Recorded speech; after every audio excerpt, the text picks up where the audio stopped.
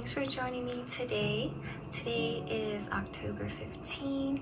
My name is Annie, and we're gonna go over the book of Jeremiah, chapter 48, verse 26 to 35. So please join me in reading the scripture. Make him drunk, because he magnified himself against the Lord, so that Moab shall wallow in his vomit, and he too shall be held in derision. Was not Israel a derision to you?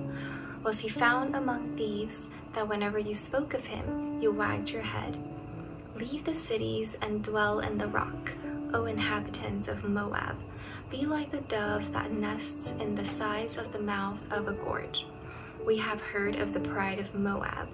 He is very proud, of his loftiness, his pride, and his arrogance, and the haughtiness of his heart. I know his insolence, declares the Lord. His boasts are false, his deeds are false. Therefore I wail for Moab. I cry out for all Moab, for the men of Kir-hareseth I mourn. More than for Jazer I weep for you, O vine of Sibmah.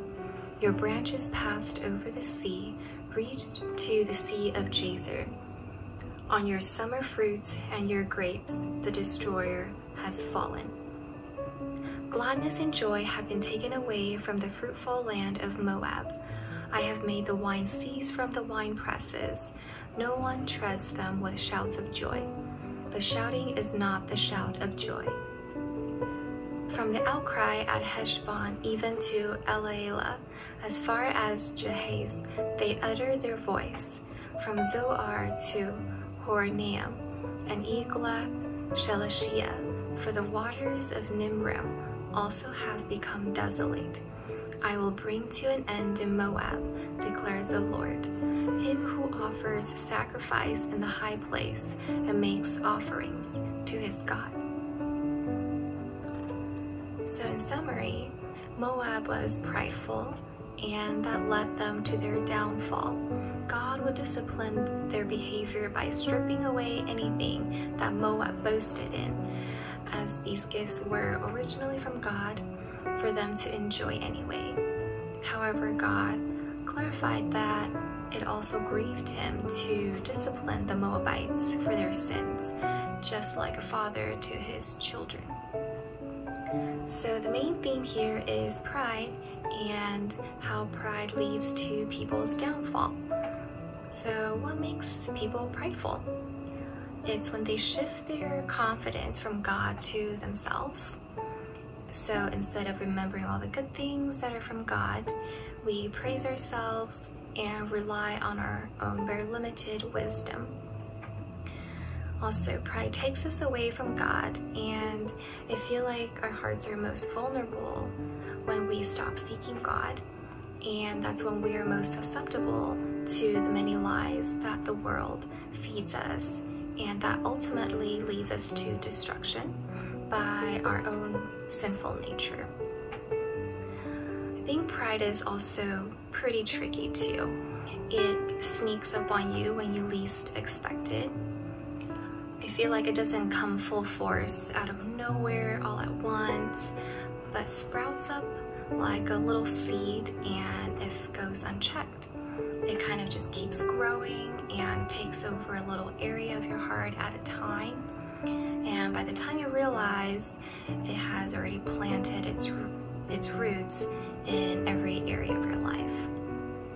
So my question for you is, where do you put your confidence in? Like, what's your foundation? Is it money, your relationships, career, your health? These are all very short-lived, and you don't have 100% control over them. They can be easily taken away, and you never really know what's going to happen. What then will you have left to hold on to when the thing you are most proud of is gone? I think at the end, the only way to fight pride is to find humility before God. He deserves all the glory just like Mary giving up her probably most prized possession at that time, and a very expensive ointment to use on Jesus' feet as a way to show her humility, her love for God, and because she knew he was more worthy than anything she owned, and even more worthy than herself. I think to be humble is that we need to admit that we are flawed people and that we are limited, and to understand that God has his timing and he has his ways of doing things, even though I know at times it's really hard to see that.